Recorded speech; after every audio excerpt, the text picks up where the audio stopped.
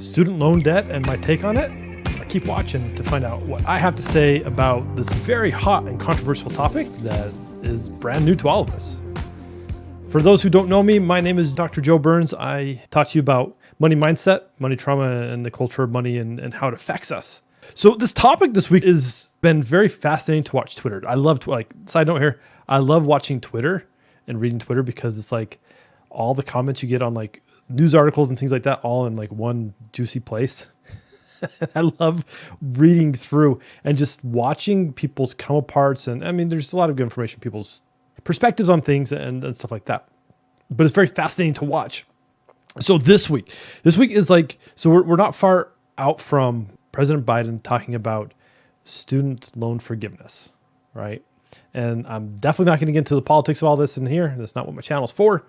But what I want to get into is let's talk about the reaction around the money and kind of what I see, because it's pretty juicy. Like, it's very fascinating to watch us as individuals when it comes to money and government and what's being, from the perception of some people, handed out to people, and just what overall we see as a society and where our tax dollars go, or how we feel like it's going to negatively impact us on taxes and all that fun stuff. There's definitely emotions that are coming up because of this topic. And you see both sides, right? People who are like, hey, this is totally cool. I'm behind this. Some never had college debt. I never did. I didn't ever go to college. I went for a little bit and paid for it out of pocket, but not enough to burden myself. And when I say that, I went to like 2 half semesters and then call it quits. So there's that extreme, right? And I mean, my own personal take on this, I don't see a lot of problem with we could have conversations all day long, whether it's right or wrong. I got lots of different varying arguments from my side that you can ask questions for. And if I get enough people asking questions about this, I'll probably do a video about it. We're not going to hop into that side of the subject, right? But you see from like this side of like kind of where I'm stand to the other side where it's like, oh, I paid off all my loans. I sacrificed, I did X, Y, and Z so that I didn't have any recurring debt.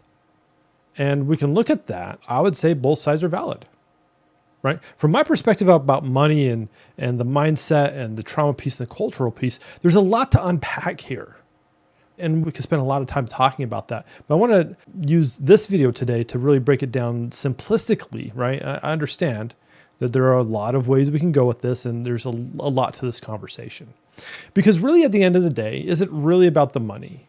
Is it really about what's happening there? And I'm going to tell you, it's never about the money. It never is. 100%, I promise. It's never about the money.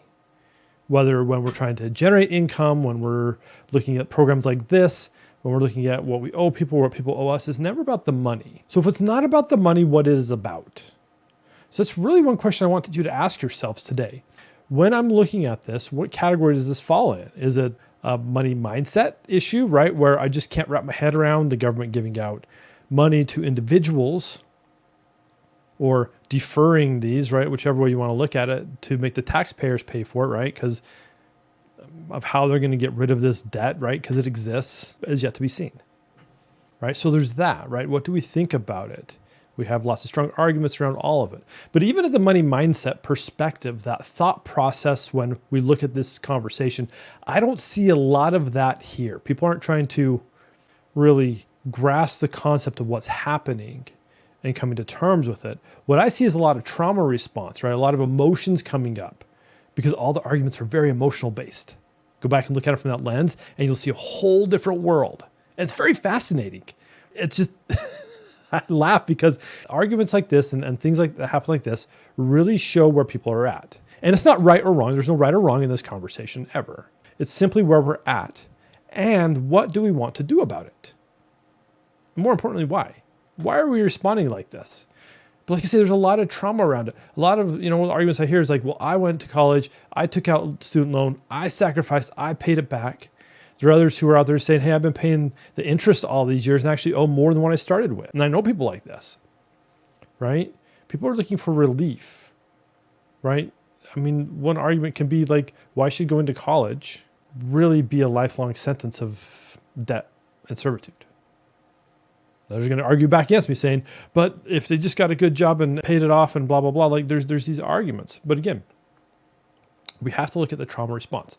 Why do we feel like we have to be the gatekeepers for whether somebody gets help or not? We have to ask ourselves that, because I could be really pissed off because I've been working for a long time, right? I've owned my business for only like 6 years at this point in time. I've been working full time in only 3, right? Which means I've paid into Social Security since I started working at 14, right? And to age myself now, I'm almost 44. So it's like 30 years of Social Security. And we all know what's going to happen there. I paid into a system that's helping out people right now that I'll probably never, ever, ever benefit from, right? So I could be all pissed off and be angry and be like, well, this is stupid and I should get this because I paid into it and blah, blah, blah. We could do that, but that's not going to get me to where I want to go with my own goals. The trauma is going to force me to do something I don't want to do, which is be stuck back here emotionally in this I don't have and I paid in and all these things. Instead of looking at the other side, healing our own trauma wounds and being like, cool, this is awesome for these people who are in this situation. We don't have to all benefit from the same situations if we want society to rise together. Everybody has special, I would say special because we're all unique, but everybody has special circumstances. Everybody does. So for one person, it may be student debt. For somebody else, it may be medical. For somebody else, it may be skills-based, right? And they're having a hard time getting a job that they really want. But we're all struggling in different ways. So why, if we're struggling with one area, does everybody have to suffer the same way? A suffering society will never get us to where we want to go, right? That bleeds over into the cultural side. What have we been taught by our parents? What's been handed down to us that we need to challenge? Okay, this is a big one, especially in this conversation, because we live in this kind of struggle bus community and society where like I had to struggle, so you got to struggle to make it worth my struggle was worth something. No, I'm going to say you just went and figured it out differently. And you may have figured it out the first time.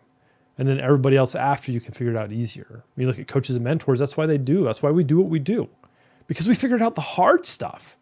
Yeah, we're going to charge for our services, but you're going to get there a lot faster than we did because we figured out the process. So we don't all have to struggle. We don't all have to go through the same things to get to the same place. That's a broke-ass mentality. But culture teaches us that we all got to look the same, that we all got to live through the same stuff, or at least that's our interpretation of the cultural side of it. So really, to kind of sum it all up, and we look at all this, this is potentially a really good thing for a lot of people who are struggling, who to improve their lives, but continues to be a problematic part of their lives. They have this debt that, if y'all didn't know, when you go get bigger loans like home loans, right, they're going to calculate all that against you to be like, hey, this is a potential, this is a part of a risk factor because they went to college. Not to mention, I go a lot, again, I'm not going to get into that because there's a lot of different ways we can go. But remember, a lot of these institutions they went to were state-run institutions. We're already subsidizing in a lot of ways these institutions that are state-owned schools. So why can't we better use our tax dollars there as well? I mean, you could argue like